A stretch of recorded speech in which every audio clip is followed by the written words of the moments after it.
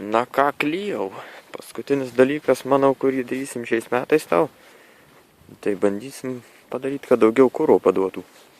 Prisižiūrėjau visokių video YouTube, kurie galbūt padės man tai padaryti. Iš seno purkštuko, žodžiu, seno purkštuką išsimti ir sukelti ant kuro slėgį. Čia biški mūsų, matau, sticker bombingas lupasi, bet nieko. Visi gal ir patobulinsim kažkada. Taip, taigi reikia bandyti atsirakinti. Išsiimti tą purkštuką ir bandyti surušiuot, surakaliuot kažką tai. Taip.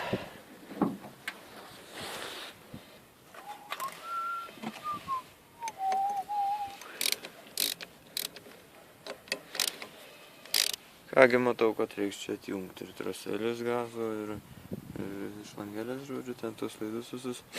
Tai reikia dabar atsiminti, kad čia buvo šitai pajungtos tos šlangelės kuro. Čia tuos 4 vartus atsuksim ir turėtų, manau, jisai visas pakilt nuo įsiurbimų kolektoriaus. Tai ką, ir nuėmėm šitą visą reikaliuką. Čia man realiai gal tik tos viršutinės dalies būtų reikėję, bet čia tas špankutis reikia atkabint, kad nuimt. Visą žodžiu nusiėmiau. Ir bus gerai, čia bus dar lengviau tą skylę užkišti ten, žodžiu. Užkišim su skudurais. Ir bandysim modify-int. Čia tai, kaip suprantu, bus kuro slėgio reguliatorius. Čia, aišku, purkštukas, kuris pučia ten.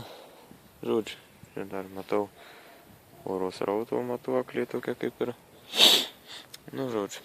Reiks bandyti čia gal spiruoklę stipresnę įdėti, kad jisai daugiau slėgio palaikytų ar kažkas panašaus. Dar reiks išsiaiškinti kaip tik, ar jisai turi kaip tik, ta prasme, spiruoklė bus stipresnė, ar turi būti silpnesnė, kad daugiau slėgio palaikyti. Bet man atrodo, kad turi būti stipresnė.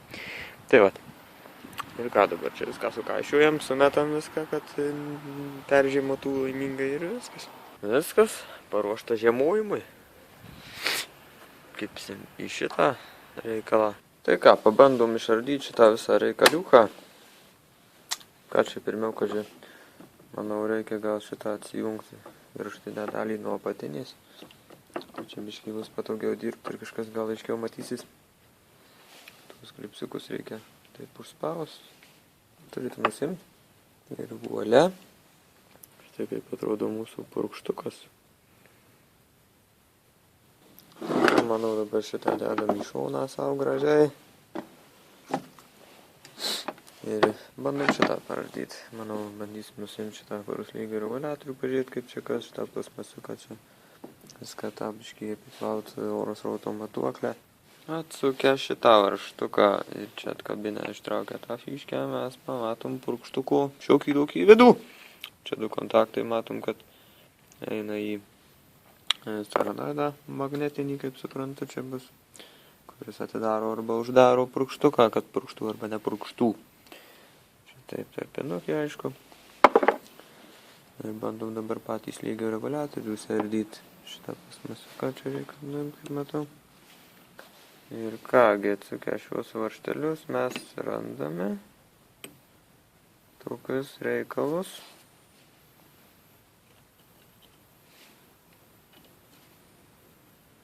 Kažkokia diafragma 2 sluoksnių, čia aišku, tokia kaip ir tarpinė ir diafragma, kad galėtų šitas vaikščioti šiek tiek. Ir toliau toks vaizdelis.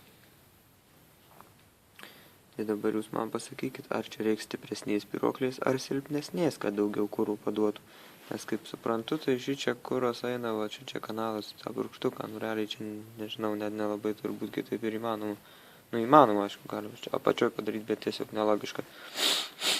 Taigi, pagal mano tą tokį mąstymą, tai kaip ir reikėtų spiruoklės silpnesnės, kad jinai mažiau spaustųsi ten tas, žodžiu, pagrindas prie tos skylutės. Ir tada daugiau kuro slėgio turėtų paduoti pagal idėją. Bet ar tikrai? Nes blemba. Nu šiaip jau kaip ir atrodo, kad taip. Kaip manot, kaip yra iš tikrųjų, kaip reikėtų daryti?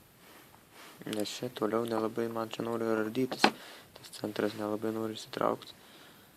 Reikia dar pabandyti paputeliuoti, per kur čia kas pučiasi.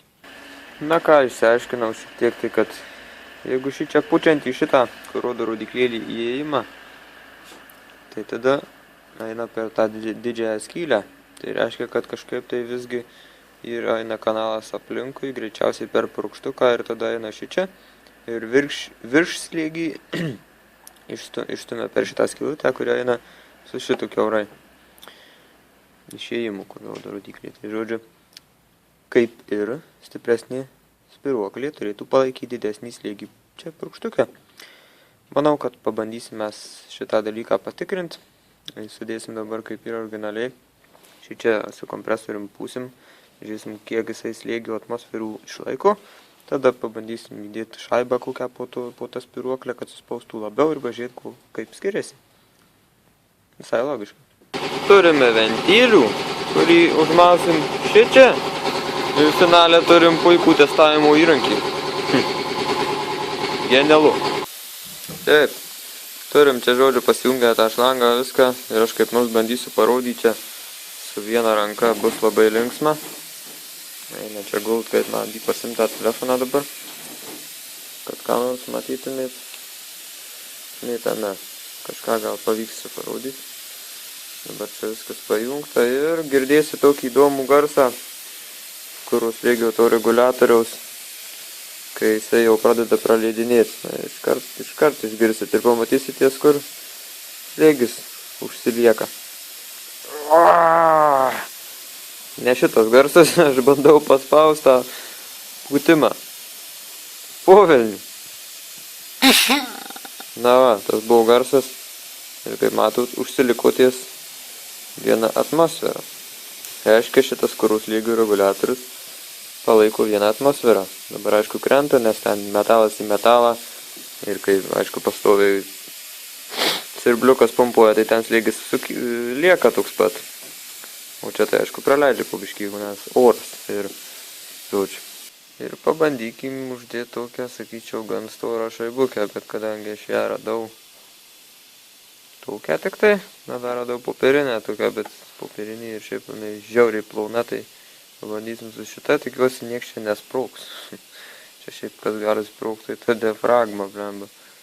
Nes čia pūstelnu, tai ten 12 gal atmosferų, nu žodžiu. Biškį rizikuoju. Ir kągi aš galiu pasakyti, mums pavyko. Virš vienos atmosferos mes dabar turim. Padidėjo kažkur 0,3 atmosferos. Tai, manau, yra visai neblogai, buvo 0,9, o čia užpūtė iki 1,2 ar 2,3 ar 1,2 ar 1,3. Nu, žodžiu, čia aišku krenta slėgis.